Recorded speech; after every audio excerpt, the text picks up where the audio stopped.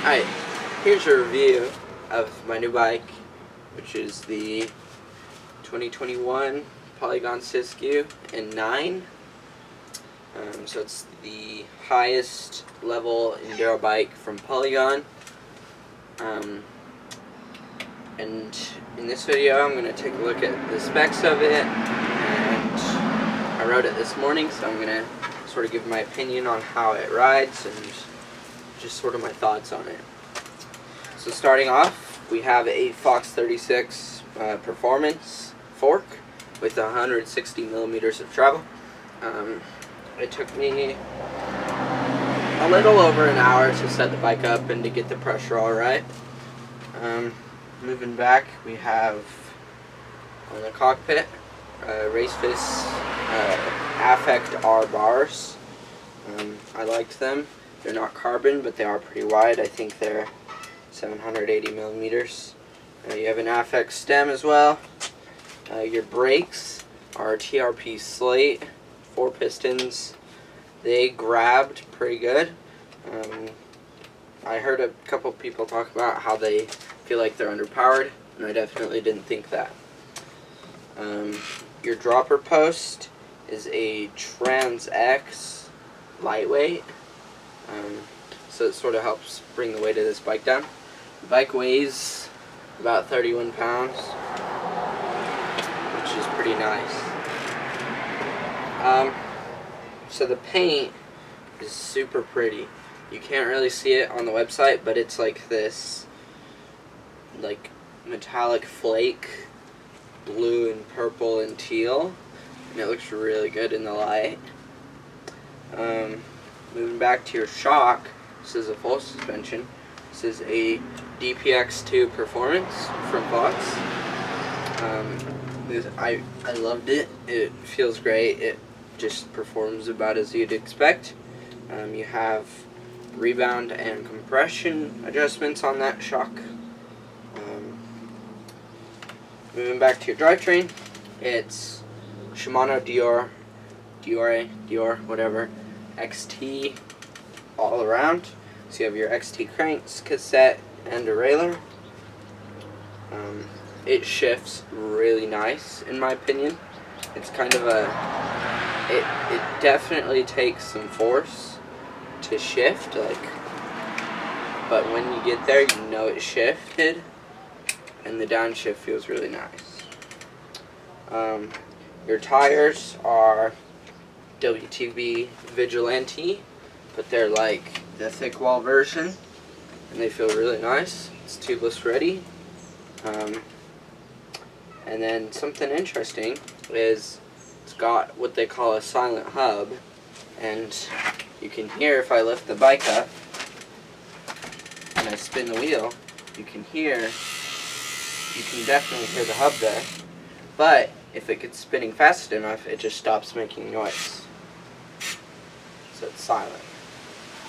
Now, I've heard a couple people who ride this bike say that kind of throws them off, but so far I've liked it. It makes it so you can hear the trail good. But it's sort of just a preference thing. These hubs are the Shimano Diore XT hubs. Feel really nice. The bike is aluminum, but it's not really that heavy. It's about 31 pounds, I think. I'll have to weigh it. Moving on to the seat. This one felt pretty small for me. I might switch it, I might keep it, but it's pretty cool. You'll have to see it. But yeah, that's sort of my bike. It's literally like unbeatable. I could not find anything that could beat it in specs. It's $3,000, but if you live in the United States, there's no shipping charge and there's no tax, at least in the United States where I live. So that means you don't have to pay more than $3 grand to get it shipped. Another option is the YTGFC base, which is $3 grand, but they charge shipping and tax, so that's going to put you at $3,400. But for that, you get a carbon frame with similar components. So this has been sort of the specs review. Now I'm just going to sort of talk about the fit and just sort of how I like the bike. So the bike is a size large, and I'm 6 foot 1 inch. I'm on the upper end of the sizing spectrum, but I felt like the bike fits me good. The dropper is a 170 millimeter dropper. So when I hop on the bike, and you see my dropper all the way up, it does, even though I'm on the higher end of the spectrum, it's almost, even though I'm on the higher end of the spectrum, if the dropper was any higher, it would be too big for me.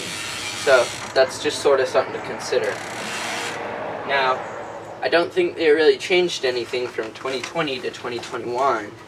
So, yeah, you're not really missing out. But here is something I found a little bit frustrating. And that is that there's no water bottle mounts on this bike. Not even on the down tube. They might have been able to fit one on the under the top tube, but I think they just decided to leave it out. Now, normally I'd just be like, alright, whatever.